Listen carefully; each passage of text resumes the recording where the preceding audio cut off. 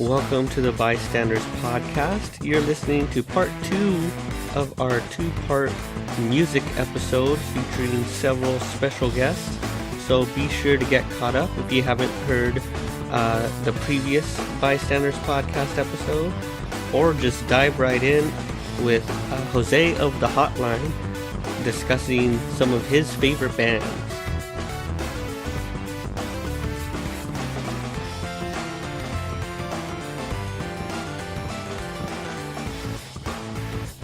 And we're back. That was fuck. Alright, we're up to Jose. That's my name. Rose. That's, yeah, because I'm talking to you. Sure is. So do I wear it out or do I not wear it out? Go ahead and wear it out. Okay, cool. Jose. It's been worn out for decades, bro. I'm going to loop that for about 8 hours now. Cool. That's the new YouTube segment. 10 hour right there. That's the new hit. Now we gotta find someone who makes beats. Keep going with that. We're just gonna watch. Jose. Don't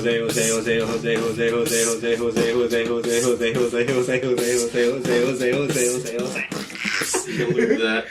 It's gonna be our first single. First, you got that shit for free.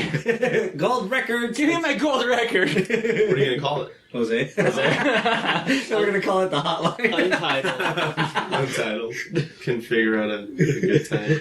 Couldn't figure out a title. Alright, Jose, we want to know about you. Yeah. Tell us your favorite band. Who is Jose? The year was 1986. Yeah. My parents went out and did the nasty. Anywho, my 3 favorite bands, and they've evolved throughout the years, so if you asked me a decade ago, this would not be the case. Because I thought they stopped making all music a decade ago. Yeah. I'm surprised that you would change. Shocking, right? See, when Hanson stopped, Jose just... I had to regroup. I didn't know what to do. He missed their reunion tour. I mean, when you're sitting on a toilet with a barrel in your mouth, just got you really need to evaluate everything. Nevertheless, times change, people change. He's not joking, people. I got a little dark times. Anyway, save that for the mental health episode of the podcast. Yeah, I'm totally down for that one. I got problems. Did you not hear? My 3 favorite bands would have to be number 1, Rage Against the Machine. Yes, fucking great. Number 2, Pearl Jam. Yep. And number 3, and this was a tough decision because there are many that I would want to put at number 3, but right now my number 3 is Muse. Nice. And they kind of have been for a while. I mean, if you want to keep going, number 4, Stone Temple Pilots. We don't want to keep going. Okay, cool. I want to keep going. I want to keep going. Wait. We just said Stone Temple Pilots. Are you for Chester? Or are you against Chester?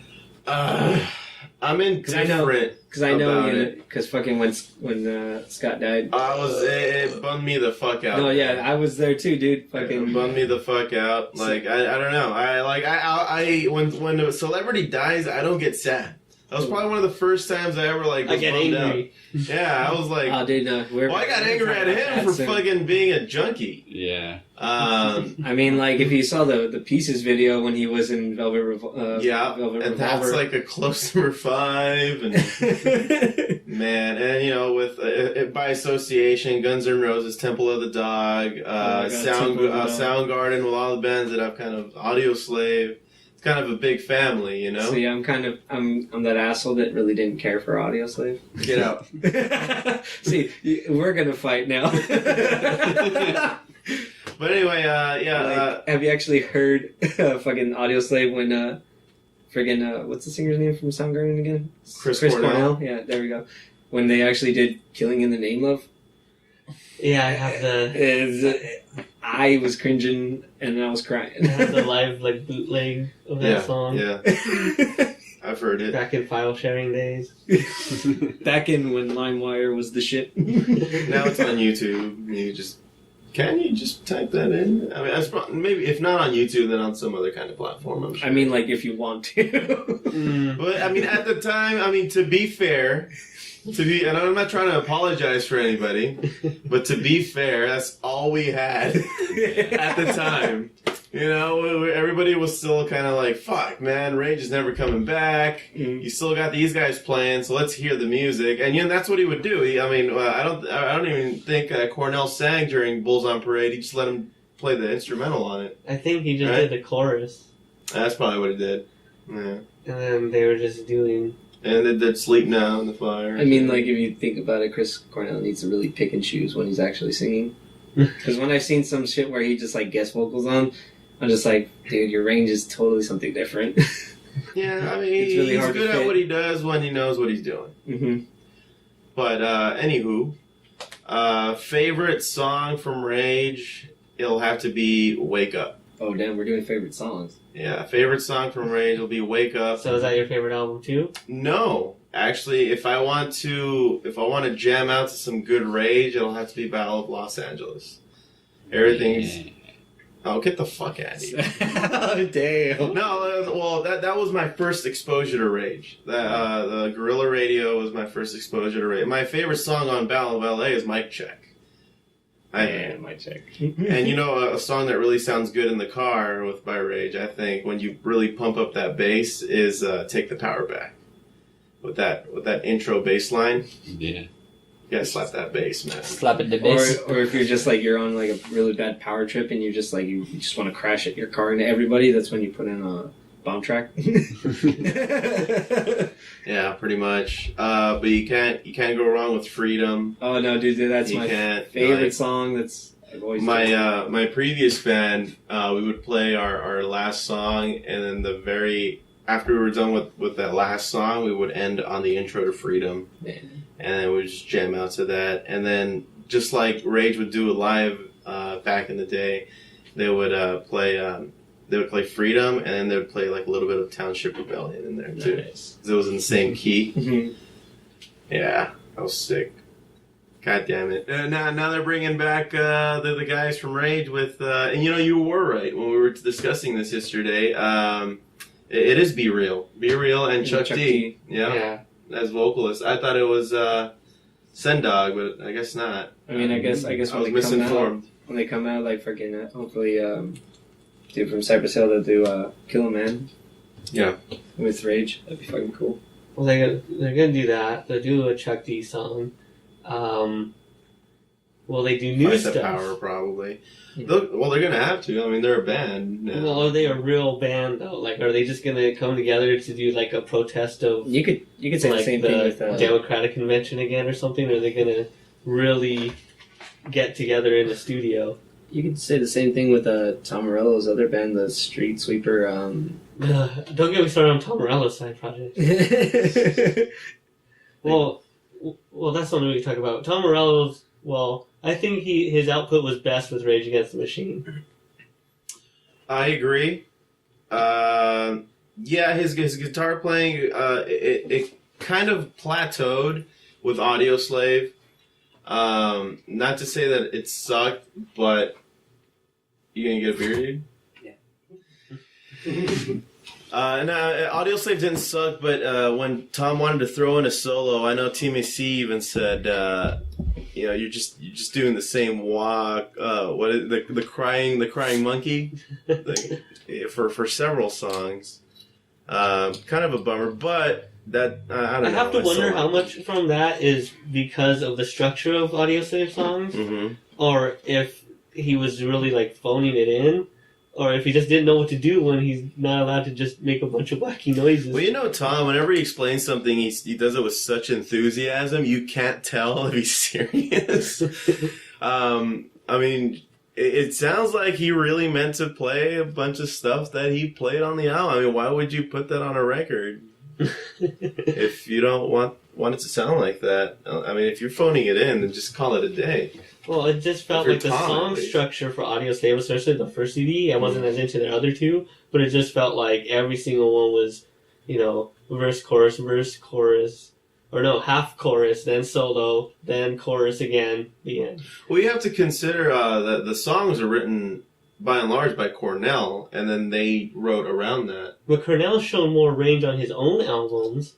That's true. So that's what was so strange about Audioslave, was like, when Rage was like they were more than the sum of their parts. Mm-hmm. It was like 5 or 6 people were playing, not just 4. Right. But with Audio Slave, it didn't come together quite right.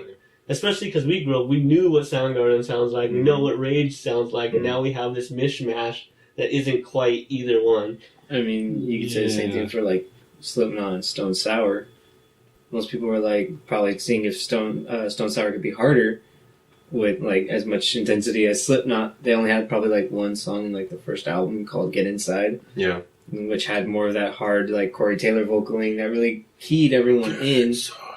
But then after that, mostly everything was singing because Corey Taylor he has great range and vocaling. That's why you don't play metal. Wow, dude, what the fuck? All right, so we're gonna prove him wrong, Jose. You and me, we're gonna start our side project of just metal. You're the boss. You're not even gonna play your instruments. It's just gonna be growling. Yeah, well, that's what I'm kind of hoping for. I mean, if you don't have the Lords of the Underworld. Just imagine like someone shows up to audition for your band. Mm-hmm. They're like, "You play guitar, right? Yeah, and you can sing. Yeah, okay, you're just singing. What do you do?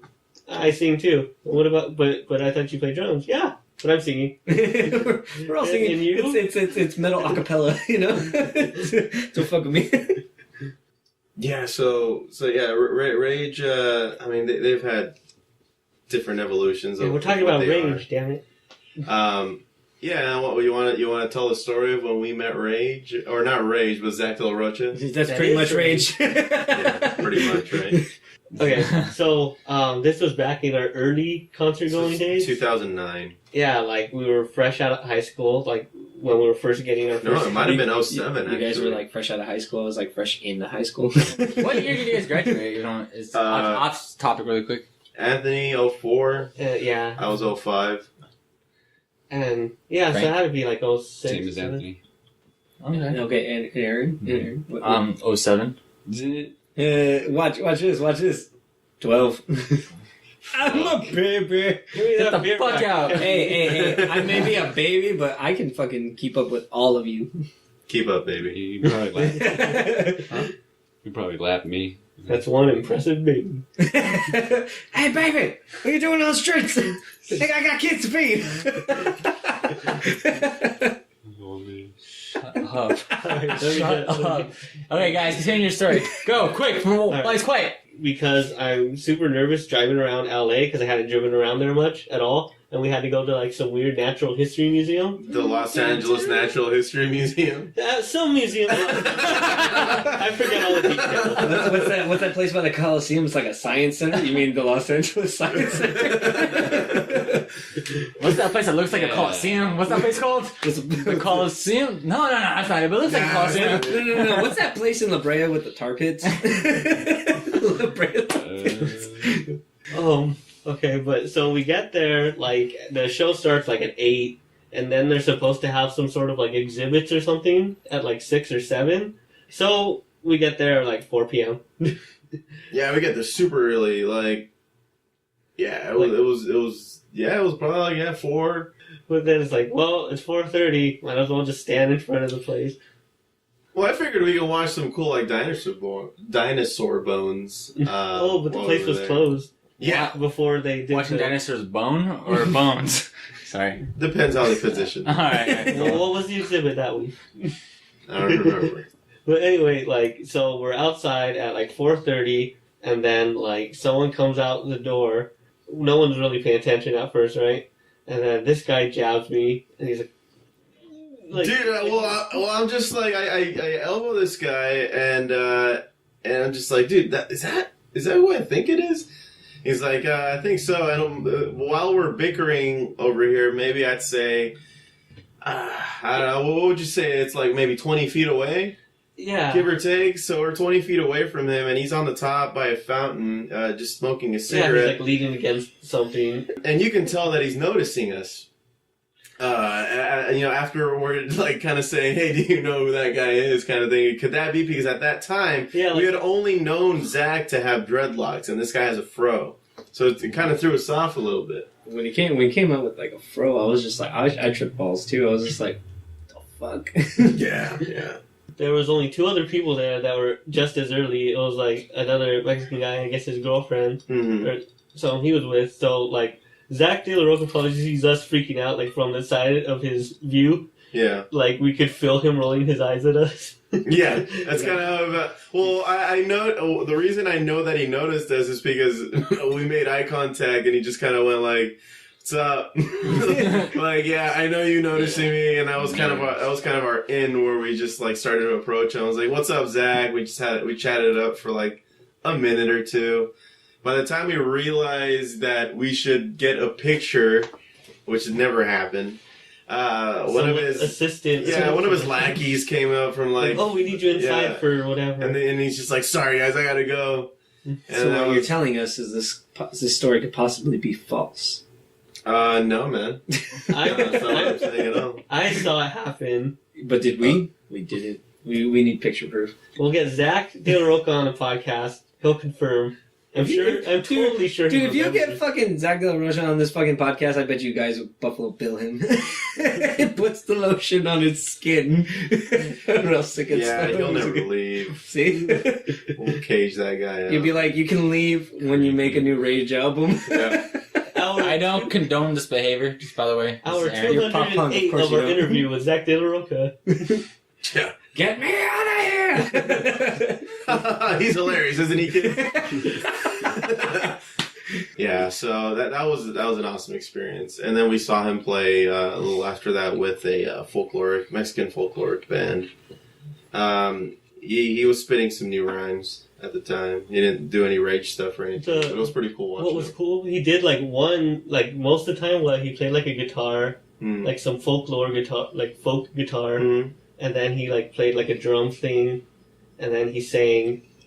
But then like the last song when he had like his book and he like did a whole super sick rhyme. Yeah, and he reused it for a later.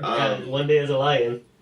Yep, for his One Day as a Lion thing. I heard those tracks from that one. Those were pretty cool. I uploaded like 1/3 of that song before my phone died at that concert, and it was like my most viewed YouTube I've ever put up. 10 people. And like all the comments were like, "Where's the rest of the song?" Yeah. Don't you judge me! Before iPhones and shit. So like we were just dealing with it was our flip phone recording with, so it killed the battery in like 2 minutes. Nice. I had some crappy Verizon phone. Probably my chocolate. Remember the chocolate? Oh god. And Steven had the sidekick. Dude, I had a fucking sidekick. That shit was great. It was like Stupid sidekick. Yeah. You know how awful those things were? Like if you're sitting in class, you're like sitting there, and you're like try to pop it, whoosh. Yeah, it just becomes a huge thing. Did anyone actually have a razor? A few people had razors. Dude, Oliver had a razor for like 6 years. He didn't drop it at least once? No, he didn't. He had that shit forever. Okay, he had the flip one for like a month, and then he got the one, not the flip one, just the basic one, I guess, the razor or whatever. It was just a regular phone with screen and buttons on the bottom, right? And he had that for like 6 years. Until finally, like, his brother's like, dude, here's a fucking iPhone, get with it. Like And you know what you can do on an iPhone? Listen to music. Jose, Yeah. let's talk about some music. Yeah. Oh, nice. Instead of outdated phone technology. Sorry. Okay, well, moving on from that, number That 2. could be its own podcast. Number 2 is Pearl Jam. I got into them later on in my high school days, probably in senior year after you guys were gone, and I kind of just had to fend for myself. Yeah, I was the youngest out of the group, so and so I just started exploring more music from like the 90s and shit. Imagine you just listen to Jeremy over and over, all of that. It wasn't Jeremy. No, that's not. It was Black, wasn't it? No, actually, my favorite Pearl Jam album is Versus. You can pop that in your car and just listen to it straight through. That shit is sick. My favorite song from Pearl Jam, even though like there's not much to it lyrically, I just like it because it just somehow puts me in a good mood, and it was just produced really well. It's Dissident. Dissident is one of my favorite songs from them, and it's actually what I call my solo project. So that's why it. That's right. Yeah, my solo acoustic folky project. I feel like I'm talking to my dad right now. So my dad loves Pearl Jam. He has everything by Pearl Jam. Yeah, that's me. You're old man, dude. You're his dad. You're my dad. And he hates his dad. You remind me of my dad. And I hate my dad. Our favorite band, plus shocking revelation. Yeah. You can't go wrong with 10. That was their debut album. I'd say that's my number 2 album from them. The Mookie Blaylock number? The Mookie Blaylock number, that's right. That could have been the name of your favorite band. Yeah? Mookie Blaylock. That's one of the names they tossed around. Mm-hmm. Yeah. But then basketball player, right? Didn't they get notice to change their name because of that? I remember because I watched the Pearl Jam 20, the documentary, and I think something happened where they tried to use Mookie Blaylock's name, and they're just like you can't use his name. I thought they just decided because they thought they might get in trouble. I think they just thought it was silly at a certain point. Yeah. They're just like... Probably, because I watched it only about maybe 2 times.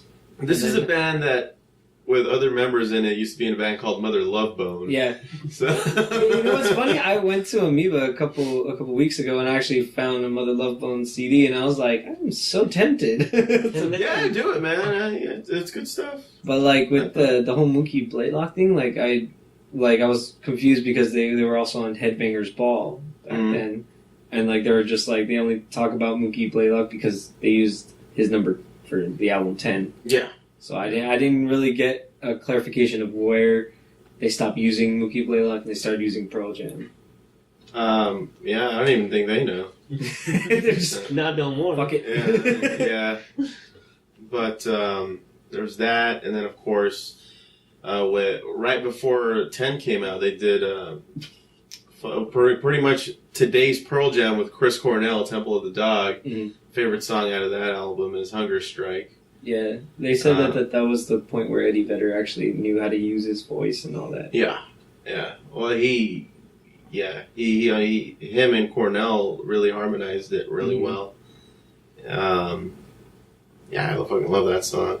Yeah. But getting back to Pearl Jam, I've seen them a few times and they never disappoint. They're always putting on a good show. Number 3, Muse.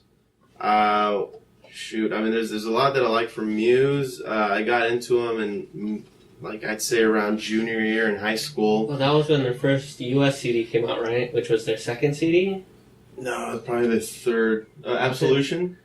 Maybe. I just remember, I knew, because I had heard a song from them, on a compilation, but, that album didn't exist in America. Was it that song, Our Time Is Running Out? Time Is Running Out is out of Absolution. Yeah, that was their first, that was their U.S. debut. That was their U.S. debut. I love that's that where song. That's when I got into them. But then, when I looked back into their catalog, I was just like, holy shit! Origins of Symmetry is such a sick album. Mm-hmm. And Plug-in Baby, I'd say, is probably one of my favorite songs. And Newborn out of that album. Newborn's really what made me fall in love with them, because I thought they were just a cool band. But when I figured out they were freaking huge in Europe, and they were barely starting out in the U.S. and coming out west, I realized what they really were and what they had done in the past with Showbiz and Origin of Symmetry. Origin of Symmetry is a sick album, which doesn't get the credit it deserves, I think. Their new stuff, I don't know how to feel about it. I don't know what you guys feel about it. I'll be honest, Absolution is the only album I have in my fucking iPod. I don't know. I think they're getting too electronic. And I guess that's the thing in Europe right now. What was that one song that kept playing on Isn't electronics always popular in Europe? Yeah. That Knights of Knights of Sidonia? Yeah, I know they're overplaying that song on K-Rock for a good while. I blame Guitar Hero. And I was like, at What first is I was like, that, it's yeah? cool, but then I was like, okay, this song's eh. Well, when that song came out, I thought it was just Muse. They were I thought they topped themselves with Knights of Sidonia, and that album was really good too. But their follow-ups after that, their couple albums after that, I was like, well, this isn't who they are, Yeah. who they were. Yeah, that's always hard. You always have to, like, when you're trying to outdo yourself, sometimes you can just go into, like, maybe... They went into a weird territory. Yeah, it's like you either go left field, or you're just in a sellout point where everyone gets pissed off at you. So it's either do you want to make it sound different, or do you want everyone to be like, oh, you're selling out, you're just making the same album that you did last time. And that's the shit that happens with bands, like with the Lamb of God. Same thing, everybody's like, they want you to be the album you did before. But you always want to strive to do... Not everybody can be AC/DC in the room and just keep recording the same because album over and over again. They don't even need, what's the name, Phil Rudd? They don't even need him anymore. Yeah. They just put his drum track on a loop. Yeah. He's just making new songs. We have robots to make your songs now. Tartar control. I still Biggest get paid, example. right? Yeah, we don't pay robots. Sweet. So yeah, but I still put them up there because they're a huge influence, and one of their huge influences is Rage, and that's why Matt's such a sick guitar player. I saw one of the best shows I've ever been to is at the Coliseum, where it was the LA Rising show. LA Rising with It was I know Rise Against. It was Rise Against, El Gran Silencio. Cypress Hill. No, it was Immortal Technique at that show. Yeah. And then it was Muse, and then it was Rage Against the Machine. It was Rage. Damn. And Muse put on a sick show, dude. Like, they don't disappoint, no matter what song they play. Even their new stuff, I'm sure, is awesome live. I've not seen them in a while. Last time I saw them, it was in Staples Center for... I forget. I was pretty drunk. But you had a great time. But I had a great time. Yeah, that's pretty much it, man. Like, there's other bands, of course, like, growing up, but it was hard to keep them in the top three, you know? Anyway, we're on to Anthony now. Finally. Yeah. Alright, I should probably stretch. We're out of time.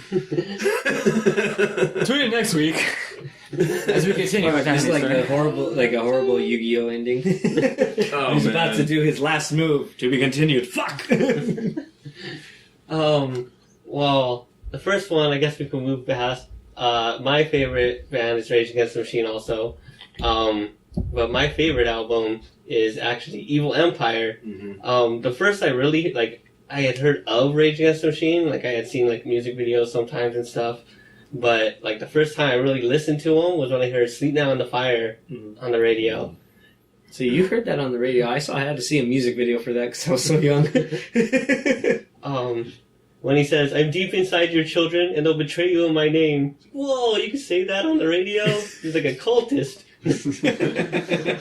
But anyway, then I started actually paying attention to what he said in the lyrics. I was like, this is so cool. So I was probably maybe in 7th grade at the time. See, let me see. Was it an accomplishment to listen to Rage Against the Machine but not be that asshole in high school to be like, yeah, fuck the government. The fucking government did this to me. I was that asshole. Oh, you're a fucking asshole then.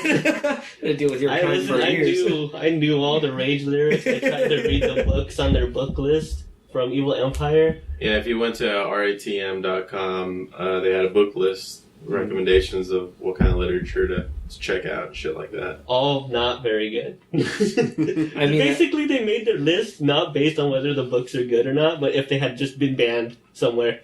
I mean, if it gets people to read them, I mean, better somebody in their life. One of the books that I picked from that list is probably one of my favorite books. The Anarchist Cookbook was terrible. But have you tried to read it? Have you looked into it? It's just this guy who has all these ways to get free money, but only if you're living in the 70s. Check payphones for loose change. See, the one you should actually see about if you're into that conspiracy shit or anything like that is Behold the Pale White Horse. Reddit. That shit is fucking weird. Yeah, it's terrible. That's like it is, but it's pretty weird. He's probably read that book then. Tim has a copy of it. You can ask him and see if you can borrow it. That shit's fucking weird. I honestly don't give a fuck about anything. I'm just living life. Literally, the quote epilogue or whatever is from a Bible verse. That's what drew me in because I was like, this shit's gonna get weird, and then it got stupid. I could deal with weird, but It's not like- weird and stupid. It's like as soon as you read the index, it's like how to grow your pot. Oh, is that all? What Area 51 really is? Area 52. Okay, why not? Fuck it. It had nothing to do with pretty much almost any conspiracy, but then the only big thing was that they said that the guy made a protest saying like we're gonna attack the Middle East, and apparently that dude was like assassinated before 9/11 or something like that. I was like, Maybe he was just What? assassinated by like his neighbor because he's out of in his yard yelling. yeah, at just people. yelling like with a tinfoil hat, man, shut the fuck up. Yeah. Alright. What do you like about Evil Empire? It's the weirdest Rage album. That's what drew me to it, because like the first album, like they were getting their bearings, like the songs are all like 5 minutes long, and then I think Battle of Los Angeles is the album they found themselves. Like all those songs are so tight, like a perfect 45-minute album. All the songs are like 3 or 4 minutes, and like there's no wasted time on that album. It just goes and goes and goes, and it's super like It was well produced, I thought. yeah. Yeah. They were under control. They weren't on their second album.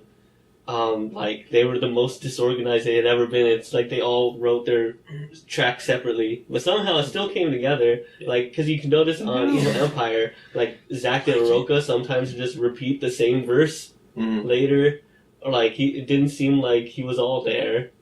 Tom Morello was at his weird noisiest phase. Like that's what he discovered. Like that's when he got the guitar that made those noises that he uses on Evil Empire. Is it the and hippo ever one? since. Yeah.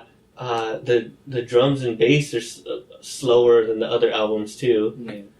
So with the first album, yeah, It's not as produced, I thought. Yeah, it was very. Evil Empire is very raw. disjointed. Very raw. I mean, like the drummer at that point was like it was pretty simple because he had to follow, but it wasn't as like I guess upbeat or more like two-toned drum sounding as it was in Evil Empire. In Evil Empire, it was like hard hitting, and then with like off notes and all that, really bringing in the hip hop style. Because like have you seen the video that they've actually put on YouTube where they're playing like in a high school? I think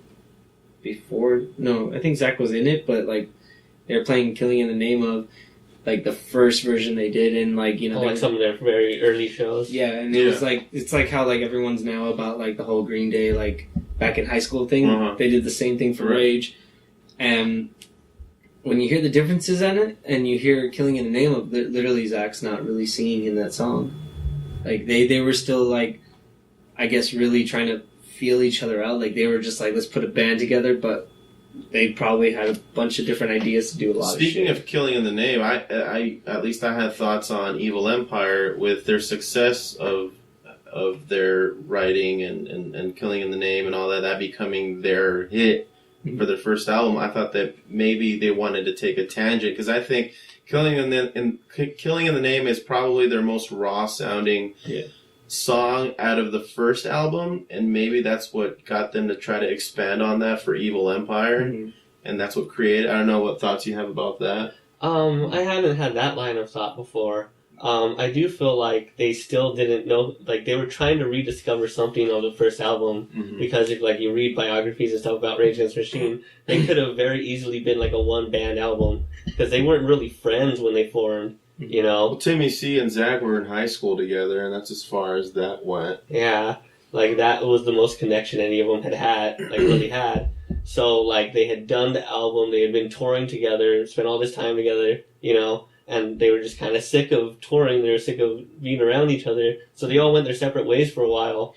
And then I guess the studio was like, well, we got to get these guys back together because they're supposed to make another album. Yeah, so it's like that contract shit. But like they were all off doing their own things, and like they weren't even interested in making music still. Like they were burnt out. Because, you know, they were young, they got super famous super fast off their first album. Like, they had only been together for like 6 months, long enough to put their first demo together and get signed. Right. Basically, like, they had their 6-track kind of demo with a couple of their songs that made the album. But then, you know, they're signed, their album's a big hit, they're on tour for like 2 or 3 years, they're finally done, they're like, we don't want to even think about music. But then the studio forces them to get back together. They make them all, like, they decide if we're going to make an album, we should all just like rent a Live house together. Yeah. And like their studio put them in some place like in Georgia or It something. does make sense that it's their angriest sounding album too. Yeah, I think. and it seems like they weren't quite on the same page. Mhm.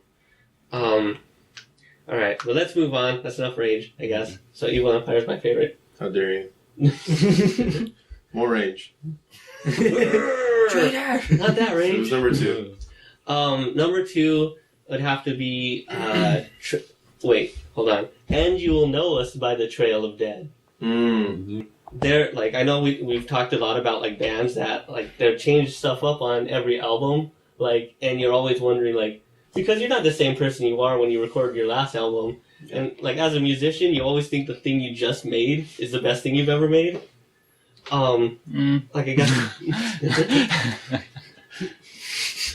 well, Unless you're the Throwaway Kids. I'm gonna go pee now. The TK. Low, man. I'm just gonna call you guys Hotline now. We're just gonna drop the. Yeah, we took your the for the Throwaway Kids. Okay, so Trail of Dead, they started out as their first 2 albums, Madonna and Source Tags and Codes. The first one I heard was Source Tags and Codes, and I thought it was really good at the time. I was in high school when I heard it. And it felt like a stoner version of At the Drive-In. Like just At the Drive-In if they were like slower and calmer. And I guess more shoegaze rather than like punk and hard-hitting. And that album was pretty good, but then between that album they took like 3 years off, and in that time they kicked out the lead singer. And then I was like, well, what now? Like, they're not my favorite band ever, so I don't really care who they kick out or not, right? But then they come out with the album Worlds Apart. I think they came out with that in like 06, 07 maybe. And that was like their albums prior were like from Texas, like in little indie label. And this was their first big signed album, Worlds Apart. And that album was incredible. And it also sold so poorly that they were immediately kicked off their major label.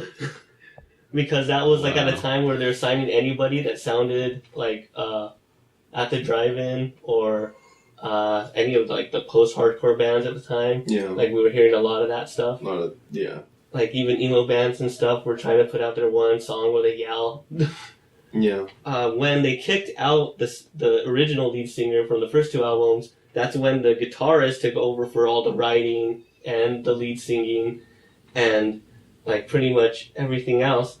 Because before they had both been writing together. But then you think, well, now it's going to suck because just one guy's in charge and he's just going to do a bunch of dumb stuff. That was like the best album I've ever heard. Like the lyrics were so great. Like he even talks about how all music sounds the same. There's a whole song about that. Yeah.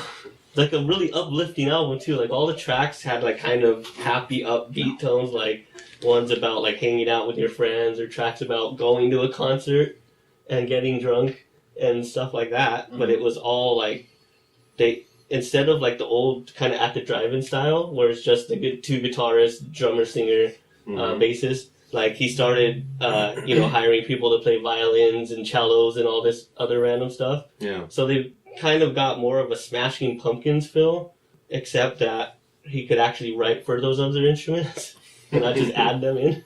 But then after Worlds Apart, they got dropped from their label, and that's when they put out their most depressing album about how life sucks and being in a band sucks and touring sucks and not seeing your family because you're touring sucks. Like the whole album was just super depressing because they were back on like a little indie label. And then, but that album was even more incredible than the last one. And now they're up to maybe 7 or 8 albums, but all of them have been really, really incredible and different. That's the craziest part, is like when sometimes you don't want a band to change, and that's fine too, but sometimes you do want a band to kind of grow and evolve with you as they continue to put out albums. Like we're a little lucky with Rage, because that's all we know. Yeah. So they can't go around mucking up their own past. At least not with all of them involved. The day is young. They're still all alive, so there's still the possibility of another reunion. Yeah. But let's get to my third favorite band now, which is also Pink Floyd. Yay. Hey. Yeah. I think my favorite album, I've always been like a David Gilmour fan over Roger Waters from all their fighting. And Okay, stuff. so now we're fighting. Forget Jose. We're fighting. Someone throw a punch already. Damn it. God damn it. Them two are playing No with two. time. Shut up, Frank. How about you? Frank is the only one not So not that fighting with you, anyone. Frank. Now we're gonna fight, Frank. Alright, wait. Don't want to fight, eh? I didn't even give my favorite album, but I want to know your favorite album. My favorite album from Pink Floyd is definitely "Wish You Were Here." Mm-hmm. That was the first album I owned by Pink Floyd. We can agree on that. And before that point, like I loved mostly just like radio music, and like Rage was my favorite band, and I loved like just 3 or 4 minute songs. And then I hear "Shine On You Crazy Diamond." Part 1 through 8. Yeah, It's like a and film. it's like a 13-minute song. It's like, Yeah. and you have to listen to every note. That's unbelievable. Like- Because I was like- like a kid growing up, like fast forward through the chorus, and I heard it. Like seriously, like the way I was actually able to get my timing down and knowing how to actually like versatile my drumming technique was actually through that song, was through Shine On You Crazy Diamond from the Wish You Were Here album, because it goes from like a really slow, like very slow, chill, mellow like sound, and then at like the middle of it goes into this like nice jazz kind of blues thing where it kicks in with the saxophone. And I learned how to do my counting, because before, like, when you do drumming, you have to do the double hit on the bass drum, double hit on my cymbal too, even though he was doing straight singles. I practiced that song like maybe, I don't know, at least 3 times a day, trying to actually figure out every note for that song. And when I finally was able to do 2 notes on my bass drum and 1 note on my cymbal, I learned how to like strive how to connect the beat tones from each part of my body, limbing like what goes here, what comes from the floor pedal, and here comes from the top. But that shit really helped me with drumming, and that's what was cool about that album for me. Cool. Also, I think my favorite track off of that album, I guess probably my favorite Pink Floyd track is "Have a Cigar." See, I felt you were gonna say that, but I forgot. The way it comes in with that bass line at the very beginning, Yeah. and it sounds super funky. Mm. It's completely different from. And you Shine don't On think You they're Crazy using a delay there. That's just actually him slapping it. Mm-hmm. Yeah. That's him just straight up doing it. But I forgot.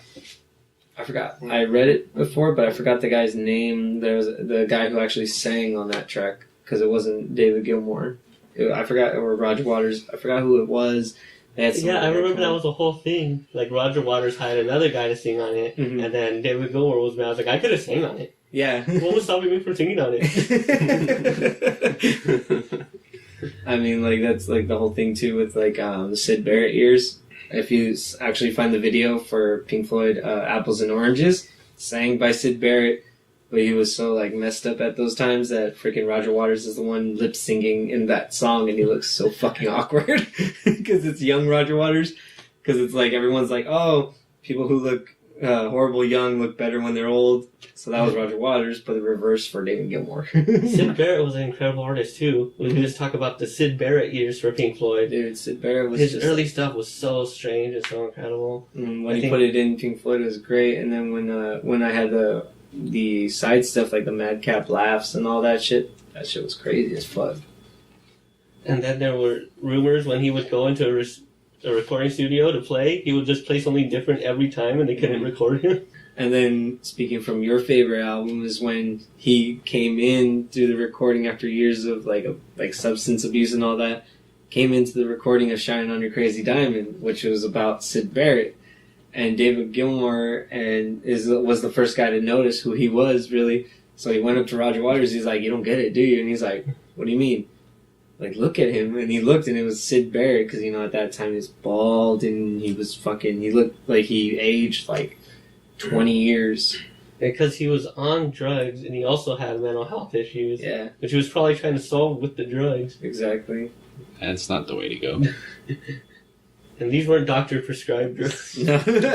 Drugs are bad. I mean, like, I think even on YouTube you can find, like, Sid Barrett's, like, first, like, acid trip or something like that, like, where he's, like, in the mountains and they just follow him. Like, there's no real sound, it's just him just, like, standing there just kind of, like, dead. And they just follow him. He's like, I'm gonna go under this fucking tree. Fuck it, I'm gonna pick up this rock. Because it's fucking amazing. Oh, I remember it from the first Pink Floyd documentary. They're live in Pompeii. Oh, dude, I love that. And I saw that one. Were they like joking about pie at some point? Yeah. Yeah, they were just like, because they were recording Dark Side of the Moon at the time, so they weren't famous yet. Mm-hmm. So it's such a great documentary. And they were doing some like, tracks the too in the producer, middle. because like the producer was just like a film student from their college too. So there's just like a bunch of buddies hanging out, but one of them had a fancy camera, and at one point they're like, there's a lot of rumors about Pink Floyd being on drugs. Is there any truth to those rumors? No. And like there's points where just like David Gilmour's just laughing at the camera, just. You can trust us. Like, I always find those documentaries funny because like Richard and Nick never really said much. They would give like maybe like their 2 cents, and then the rest of it was about like back and forth with like Roger and David. I was like, fuck, do they have any say? No, they just want to party. Or like Ringo. I just like to have fun. Okay, so we've gone through all the bands now. Have we learned anything today? Me and you are fighting because I'm a Roger Waters fan, you're a David Gilmour fan. They're fighting, Jose and Aaron, because one's pre-Skiba, one's post-Skiba. Frank?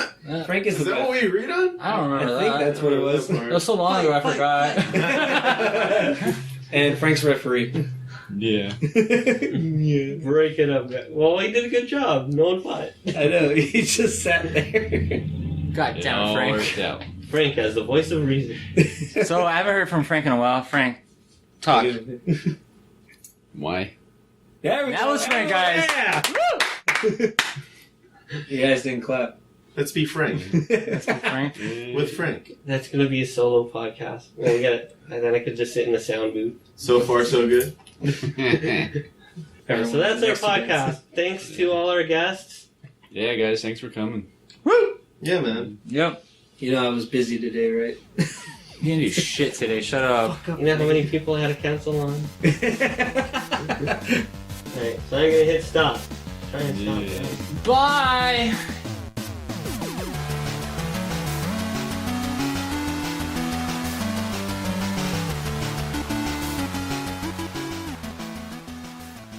Thanks for listening to the Bystanders Podcast.